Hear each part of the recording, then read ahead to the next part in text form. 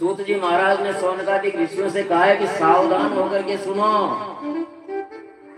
इसलिए यहाँ भी कहा जा रहा है कि ये भागवत कथा है, भगवान के चरणों में प्रेम करा देने वाली कथा है, भगवान के वैकुंठ को दिला देने वाली कथा है। इसलिए क्या करो, क्या करो, भूल गए, क्या करो, जोर से बोलो, सावधान होकर के सुनो, सावधान होकर के सुनना है। आइए श्रीमद्भागवतम शास्त्रम कलोकीरेण भाषितम काल व्याल मुखग्रास, काल रूपी सर्प के मुख का ग्रास बने हुए हम। जिस दिन जन्म हुआ उसी दिन काल के ग्रास ने हमें डाढ़ में रखा हुआ है। कब वो मुंह बंद कर लेगा? और आजकल तो कुछ करने की जरूरत ही नहीं है, नाचते नाचते लोग जा रहे हैं, हंसते खेलते लोग जा रहे हैं। तो ये काल व्याल में हम भी फंसे हुए हैं। कभी ये काल अपना मुंह बंद कर लेगा, कुछ कह नहीं सकते। जन्म का तो हमें पता है कि फला दिन हमारा जन्म हुआ था, लेकिन ये मृत्यु में कब बदलेगा इसका हमें कुछ पता नहीं है। लेकिन ये तय है, वो साल तय है, वो महीना तय है, वो दिन तय है, वो घंटा तय है, वो मिनट तय है, और वो सेकंड भी तय है, जिस पल हमारी अंतिम सांस आएगी। इसलिए काल व्याल मुखग्रास, काल व्याल के मुख के ग्रास हैं हम। लेकिन उससे भी भय मुक्त करने का ये संवाद मैं आपसे कह रहा हूं। सावधान होकर के सुनो। काल व्याल के ग्रास से कोई बच नहीं सकता, लेकिन उससे बचाने वाला मैं ये संवाद कह रहा हूं। सावधान होकर के सुनो। लेकिन ये सुनना आसान नहीं है। ए तस्माद् परम किंचित् मनशुद्धेन विद्यते जन्मांतरे भवेत् पुण्यं तदा भागवतं लभेत्।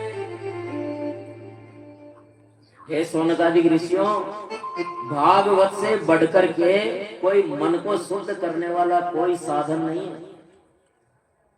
जन्मांतरों के पुण्य जब उदय होते हैं तब जाकर के ये भागवत हमें सुनने को मिलती है। अब आजकल तो क्या है कि राजनीतिक महत्वाकांक्षा की पूर्ति के लिए, क्योंकि लोगों के पास बहुत पैसा है, मैं अपनी बात नहीं कर रहा, अपने तो खून पसीने के हैं, लेकिन बहुत सारे जो राजनीतिक लोग हैं, जो काले धंधे करने वाले लोग हैं, पैसा खूब है, चलो इस बहाने कथा करवाते हैं, हजारों लोग आएंगे, उनमें हमारा नाम होगा, हमारी प्रसिद्धता होगी, उसमें तरह तरह के नेताओं को बुलाएंगे, हमारी प्रसिद्धि होगी, पॉपुलरिटी बढ़ेगी और हम चुनाव जीत जाएंगे। जैसे धीरेन्द्र कृष्ण शास्त्री जी की कथा करवाई थी कमल जी ने, मध्य प्रदेश के पूर्व मुख्यमंत्री। उन्होंने सोचा था कि अब तो हिंदुओं में वोट दे देंगे और हम सरकार बना लेंगे, लेकिन खुद की भी तो स्वार्थी लोग भी करवाने लग गए हैं, लेकिन सुन नहीं पाते हैं, भले वही बैठे रहे, पांडाल में बैठे हैं, कथा चल रही है, लेकिन इधर राजनीतिक बातें चल रही। भाजपा ने ये कर दिया, कांग्रेस ने ये कर दिया, फला नेता ने ये कर दिया, तो कथा तो ऊपर ही ऊपर उड़ गई। कथा से तो कोई लेना देना ही नहीं रहा। हमारी माताएं घर में काम छोड़ करके आई हैं, ये बिगड़ जाएगा, कहीं हो जाएगा, ये पता नहीं कब छोड़ेंगे पंडित जी, अब क्या करें। तो मन और शरीर दोनों यहाँ रहेंगे तो कथा सुनना सार्थक है। तो बात तो ये हो रही थी कि जब करोड़ों जन्मों के पुण्य उदय होते हैं ना, तब भागवत कथा मिलती है। नहीं तो कथा भी करवा ली लेकिन भाग दौड़ में रह गए, 7 दिन कब निकल गए पता नहीं, सुनी नहीं पाए। और अरे हमने कथा करवाई थी, क्या हुआ कथा में, कि ये तो पता ही नहीं है, हम तो व्यवस्थाओं में रह गए। तो कथा सुनना ये भाग्य से मिलता है, जब करोड़ों जन्मों के पुण्य उदय होते हैं। एक बार भागवत के महत्व को बताते हुए, महात्मा बताते हुए कहते हैं कि एक बार सुखदेव जी महाराज परीक्षित को भागवत सुना रहे थे, तब देवता अमृत कलश लेकर के आ गया कि भगवान आप ये अमृत कलश इसको परीक्षित को पिला दीजिए, ये अमर हो जाएगा, और ये भागवत का अमृत कलश हमें दे दीजिए। तो सुखदेव जी ने कहा कि भोग बुद्धि है तुम्हारी, भोग बुद्धि वालों को कथा अमृत नहीं मिलता है, इसलिए ये देवताओं को भी दुर्लभ है, लेकिन ये हमारे यजमानों के पूर्वजों का प्रताप है, इनका पुण्य प्रताप है कि हमें ये सौभाग्य मिल रहा है कि हम भागवत कथा का आनंद ले रहे हैं। और ये पूर्वज भी छोटे मोटे नहीं है। मैंने सुना है कि ओंकारेश्वर साक्षात थे इनके लिए। तो ओंकार भगवान की कृपा है ये, और उनके सेवकों की कृपा है। और हम इनसे प्रार्थना करेंगे कि आप ओंकार नाथ के चरणों में ध्यान लगाइए और हमें आशीर्वाद दीजिए, और ओंकार भगवान के चरणों में ही रहिए। बोलिए पितृश्वर भगवान की। तो अब इस प्रकार सुखदेव जी महाराज ने कहा कि तुम भोग बुद्धि वाले हो, तुम्हारे भाग्य में भागवत नहीं है। ऐसे कितने किस्से सुने। मेरे भगवत रूपम शास्त्रम भागवतम कलो पठना श्रवणा सद्यो वैकुंठ फलदायकम्। ऋषियों ने कलयुग में जब भागवत ग्रंथ के पढ़ने और सुनने से मोक्ष को प्राप्त होते देखा, तब ब्रह्मा जी ने सोचा कि भागवत में ऐसा क्या है। तो सारे यम नियम संयम सारे जो मोक्ष के उपाय थे उन्होंने तराजू के एक पलड़े में रखे, दूसरे पलड़े में भागवत जी रखे, तो भागवत जी का ही पलड़ा भारी रहा। और इस प्रकार ये सिद्ध हुआ कि भागवत ही श्रेष्ठ है, क्योंकि ये भक्ति ग्रंथ है, ये प्रेम ग्रंथ है, ये व्यक्ति को प्रेम करना सिखाती है। भागवत ऐसा नहीं है कि इसमें केवल कृष्ण की कथा है, ये एक अन्वेषण ग्रंथ भी है, ये एक वैज्ञानिक ग्रंथ भी है, ये एक राष्ट्रवादी ग्रंथ भी है, क्योंकि इसमें भारत भूमि का ऐसा प्रखर जो हुआ है, प्रचार हुआ है, प्रसार हुआ है, जो ऐसा कहीं सभी ग्रंथों में और हमारे पुराणों में भारत भूमि का विशद वर्णन। तो सूत जी कहने लगे, इसलिए क्योंकि ये देवताओं को भी दुर्लभ है, ब्रह्मा जी ने इसे घोषित कर दिया कि सारे यम नियमों में केवल भागवत ही श्रेष्ठ है, तो इसलिए सूत जी कहते हैं अत्र ते कीर्तयिष्यामि भक्ति युक्तं कथानकं शुकेन मम यत्रोक्तं रहस्यं विचार्य च। इसलिए मैं उस गीत का कीर्तन करूंगा, उस प्रसंग का कीर्तन करूंगा जो मुझे अनन्य शिष्य जान करके सुखदेव जी महाराज ने मुझे प्रवचन किया था। ये सुखदेव सूत जी महाराज कह रहे हैं, यानी सूत जी महाराज सुखदेव जी के शिष्य हैं और ऐसे अनन्य शिष्य हैं कि ये वहां बड़ाई कर रहे हैं कि अनन्य शिष्य जान करके सुखदेव जी महाराज ने मुझे ये प्रवचन दिया था, वही मैं आपको दे रहा हूं। तो अब सूत जी महाराज वर्णन करने लगते हैं। एक बार नारद जी महाराज लोक कल्याण के लिए इस पृथ्वी पर तीर्थों पर भ्रमण करते हुए घूम रहे थे। श्रीमन नारायण नारायण नारायण, श्रीमन नारायण नारायण श्रीमन नारायण नारायण नारायण, श्रीमन नारायण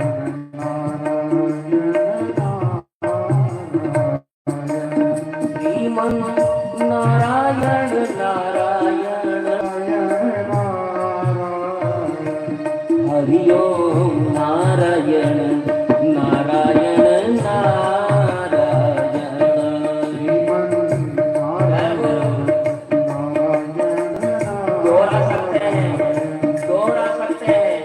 ये वो नारायण नाम है जिससे अजामिल जैसे पापी की मुक्ति हुई थी। बड़े प्रेम से बोलिए, नारायण नारायण नारायण,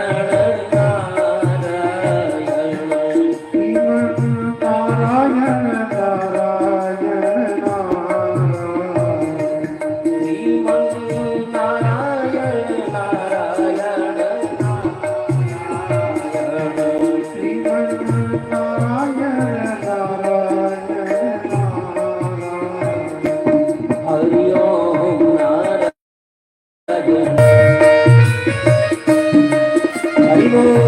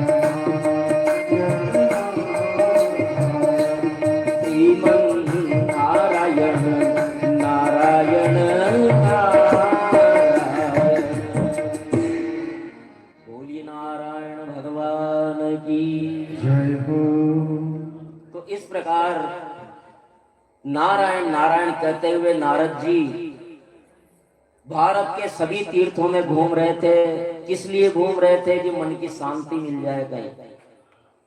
लेकिन नारद जी ने देखा कि तीर्थ जहां लोग पाप काटने के लिए जाते हैं, जहां लोग पाप काटने के लिए जाते हैं, वहां सबसे ज्यादा पाप हो रहे हैं।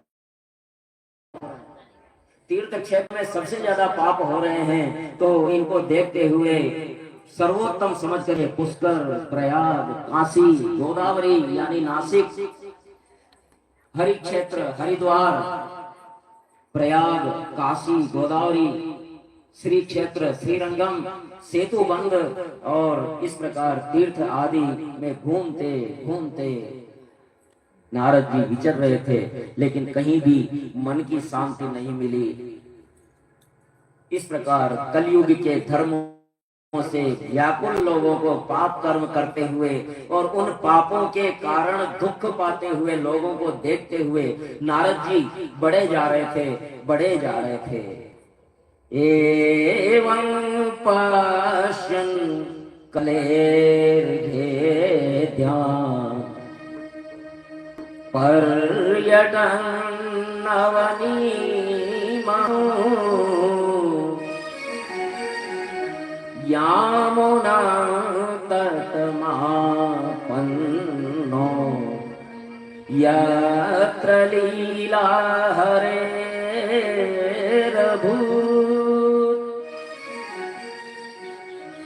इस प्रकार कलयुग के दोषों को देखते हुए सारे तीर्थों पर घूमते घूमते नारद जी महाराज यमुना तट पर आ गए।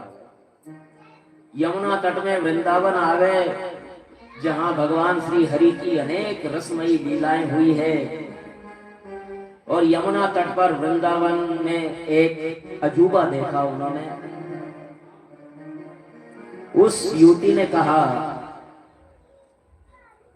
एक युवती, उसकी गोद में दो बूढ़े व्यक्ति सोए हुए हैं, मूर्ख अचेत हैं, और भक्ति है जो जवान है।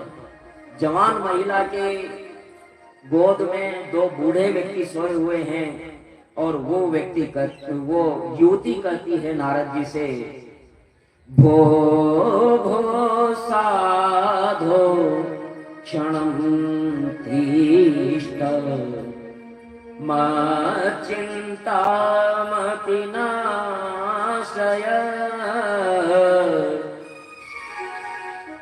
दर्शनं तव लोकस्य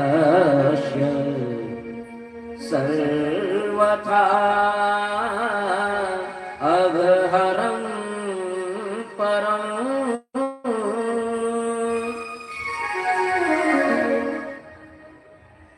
हे साधु, क्षण मात्र के लिए ठहर जाओ, मेरी चिंता का नाश करो। हे प्रभु, बड़े भाग्य उत्पन्न होते हैं जब संत के दर्शन होते हैं, और मेरे भाग्य से आपके दर्शन हुए हैं, इसलिए कृपा करें, मेरी चिंता दूर करो। नारद जी ने कहा, क्या हुआ? कि मैं भक्ति हूं और ये दोनों मेरे पुत्र हैं।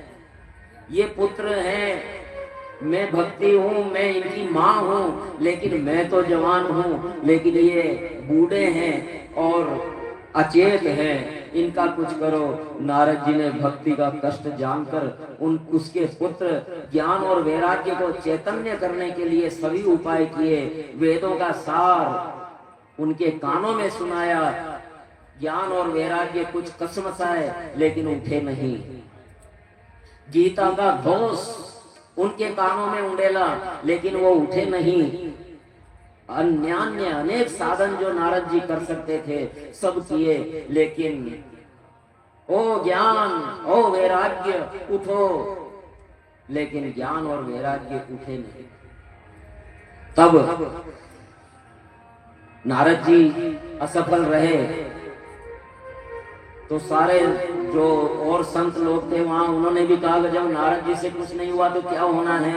तब आकाशवाणी हुई, हे देवर्षि, ज्ञान और वैराग्य की जागृति के लिए आप तीर्थों में सत्संग करें। ये तीर्थ यात्रा के प्रयोग हैं, ध्यान देना बहुत जरूरी बात है। आजकल करोड़ों की संख्या में प्रयागराज जा रहे हैं लोग बाग, लेकिन तीर्थ यात्रा के नियम क्या है? एक अनुष्ठान है तीर्थ यात्रा। घर से अपने पितृेश्वरों को, ज्ञात अज्ञात पितृेश्वरों को प्रणाम करके, उनको कह करके कि हम यात्रा जा रहे हैं, आप भी साथ चलो, और हो सके तो भगवान के चरणों में निवास करना, और हम यात्रा जा रहे हैं, आप भी चलो। ये कह करके पितृेश्वरों से प्रार्थना करके घर से बाहर निकला जाता है, और जैसे ही घर से बाहर निकलते हैं अनुष्ठान चालू। और अनुष्ठान के नियम अभी आएंगे। नीचे सोना है, एक समय भोजन करना है, गरिष्ठ भोजन नहीं करना है, ऐसे ऐसे, और अनावश्यक कटुवाणी नहीं बोलनी है। और आजकल तो ट्रेन के शीशे तोड़ रहे हैं लोग बाग तीर्थ यात्रा में जाकर, मारपीट कर रहे हैं। जबकि तीर्थ यात्रा का नियम है कि सभी से मधुर बोलो, किसी के मन को मत दुखाओ, क्योंकि हर शरीर में ईश्वर बैठा है। तो ये तीर्थ यात्रा के नियम है। यहां भी आकाशवाणी यही कहती है कि तुम तीर्थ यात्रा में जाकर के सत्संग करो। और सत्संग का मतलब है कि जो भी मिल रहा है उसको ईश्वर रूप मानो और उसका मन मत दुखाओ, उसका मन प्रसन्न हो, ऐसा करो। और ऐसा नहीं कर सकते हो तो कम से कम ऐसा तो मत करो कि उसको कोई कष्ट हो जाए, उसके मन को कष्ट हो। ऐसा तो कर्म कम से कम तीर्थ यात्रा के दौरान नहीं ही करना चाहिए। और इस प्रकार नारद जी ने कहा कि तीर्थ यात्रा में सत्संग, मैं तो घूमता हुआ ही तीर्थ यात्राओं में आ रहा हूं, कौन सा तीर्थ बच गया। हालांकि देखो इसमें यह है कि थोड़ी बना करके बात कही जा रही है, नहीं तो नारद जी का तो आश्रम ही बद्रिकाश्रम है। तो यहाँ आकाशवाणी कह रही है, बहुनी संति तीर्थानि दिवो भूमौ रसासु च बदरी सदृशं तीर्थं न भूतो न भविष्यति।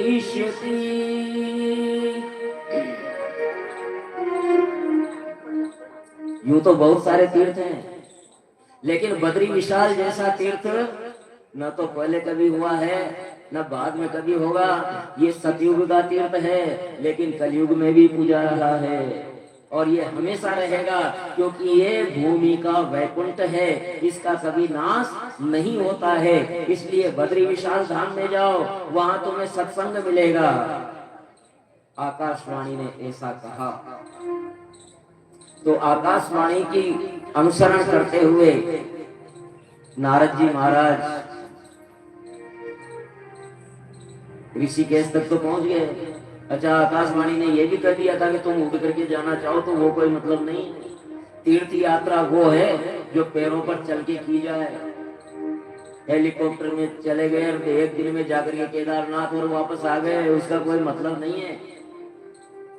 आजकल लोग बात शौक के कारण यात्राएं करने लगे। जवान जवान बच्चे जाएंगे और वहां तरह तरह की मटरगस्तियां करेंगे और वापस आएंगे और कहेंगे कि हम केदारनाथ जाया है। बाकी वो मतलब नहीं है। तीर्थ यात्रा की एक मर्यादा होती है और उस मर्यादा का पालन वहां जाने वाले हर व्यक्ति को करना ही चाहिए। तीर्थ यात्रा को मजाक बना दिया है। प्रयागराज में जाएंगे और वो बैरिकेड्स लगा रखे हैं, आपकी सुरक्षा के लिए बैरिकेड्स लगाए थे, लेकिन उन बैरिकेड्स को तोड़ तोड़ करके लोग जा रहे हैं और फिर कहते हैं प्रशासन नकारा है।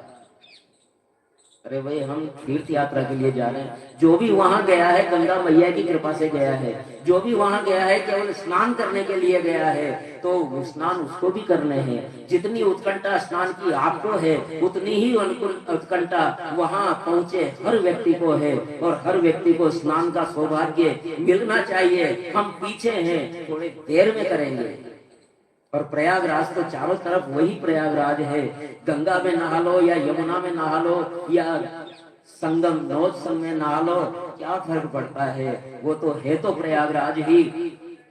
लेकिन नहीं, हमें तो भले ही बैरिकेड लांघना है, भले ही सोते हुए लोगों के ऊपर से चले जाना है, कोई मरता है तो मरे, हमें तो स्नान करना है संगम नौज पर। धिक्कार है ऐसी सोच पर। तीर्थ यात्रा में जाएं तो कम से कम तीर्थ यात्रा के मर्यादा का ध्यान रहना ही चाहिए। ऋषिकेश तक पहुंच गए, लेकिन वहां हिमराज सीना ताने खड़े हुए हैं। सीना ताने खड़े हुए हैं। नारद जी ने कहा, अब इसको कैसे चढ़ूं, दीवार बनी हुई है, अब कैसे क्या करूं। अगर मुझे मेरी शक्तियों के उपयोग का आदेश होता, अनुमति होती, तो मैं अभी पल भर में बद्रीनाथ पहुंच जाता। लेकिन पैरों पे चल के जाना है, तो फिर गंगा मैया में डुबकी लगाई और गंगा मैया ने कहा कि देखो, और कैसे भी हो सकती है यात्राएं, लेकिन बद्रीनाथ की यात्रा तो केवल उसी की होती है जिसकी बद्रीनाथ डोर खींचते हैं। बद्रीनाथ की कृपा होती है तभी यात्रा होती है, अन्यथा नहीं हो सकती। वहां जाकर भी वापस आ जाते हैं लोग बाग बिना दर्शन किए। जाने लगे और 15 किलोमीटर पहले पहाड़ फंस गया, अब 3 दिन तक नहीं खुलेगा, अब वहां क्या करे, पहाड़ों में वापस लौट जाते हैं बिना दर्शन के। इसलिए लगन लगाओ, तब बद्री विशाल के दर्शन होंगे। अब के बुलाए बद्रीनाथ पहाड़ा का दीनानाथ दरस की लगन लगी रे प्रभु जी। अब के बुलाए दीनानाथ पहाड़ा का बद्रीनाथ दरस की लगन लगी रे प्रभु जी।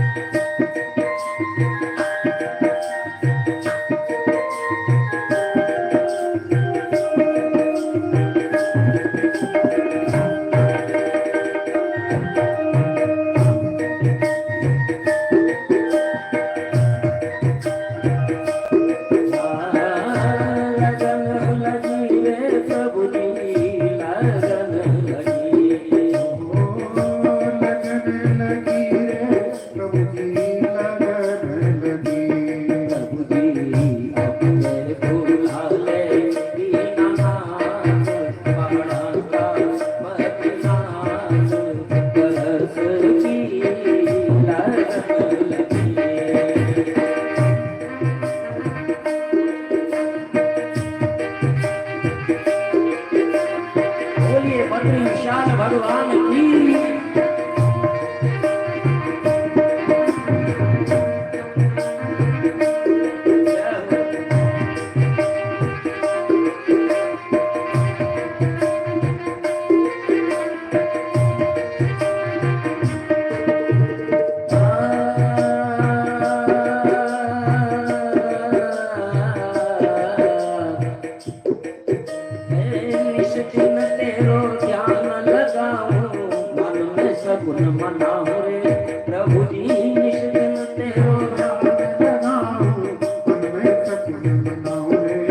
की सबसे विनय मनाओ प्रभु जी, गुहारो सबसे विनय मनाओ प्रभु जी सबसे यही गुहारो कर दो कृपा की बरसात कर दो कृपा की बरसात डोरी खींचो दीनानाथ डोरी खींचो दीनानाथ रस की लगन लगी रे अब तो भूला ले दीनानाथ पहाड़ा का बद्रीनाथ रस की लगन लगी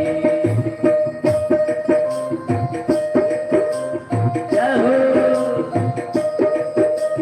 बोलिए बद्री विशाल भगवान की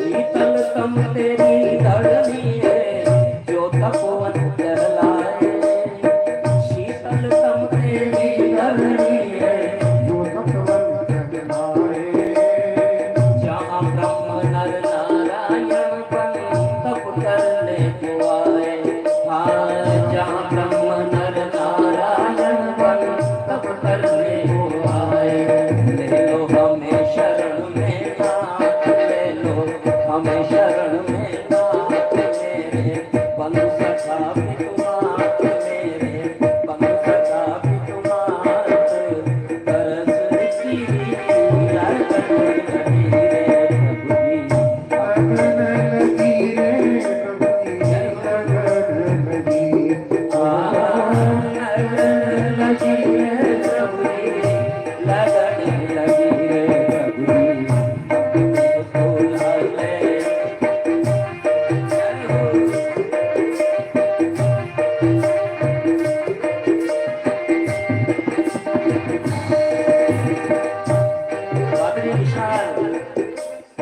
बद्री विशाल ऐसा पहाड़ी इलाका बर्फीला ऐसी ठंड लेकिन उसे कहा जाता है तपोवन और तपोवन हे प्रभु हमें बुला ले क्योंकि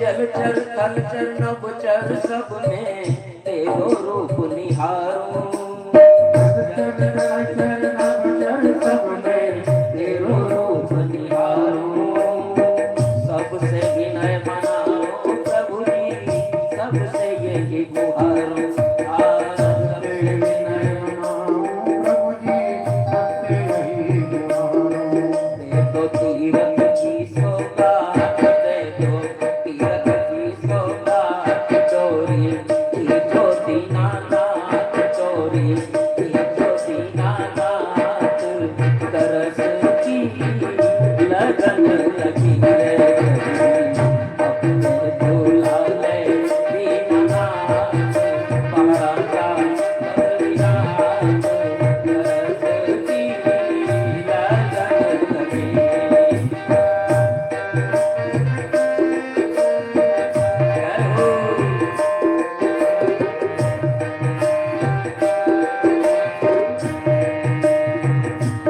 हरि बोल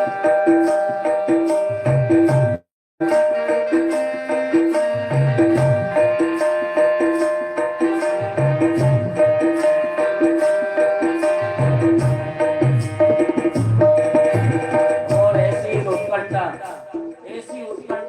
कि रात दिन आपका ध्यान लगाता हूँ हे प्रभु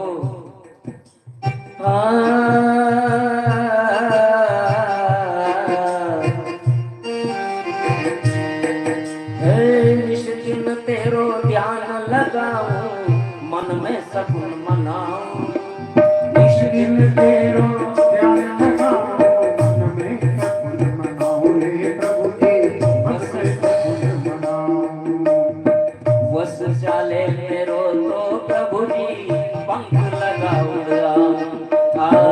बस चले मेरो तो प्रभु ने पंख लगा उड़ाऊं। कर दो कृपा की बरसात, कर दो कृपा की बरसात, आने दिन और रात जाऊं, आने दिन और रात, तरस की लगन लगी रे। अपने बुला ले दीनानाथ, बाड़ा का बद्रीनाथ, तरस की लगन लगी रे, तरस की लगन लगी, तरस की लगन लगी। बोलिए बद्री विशाल भगवान की। तो लगन लगाने को कहा गंगा मैया ने, और उन्होंने लगन लगाई। और तब हिमालय से आवाज आई,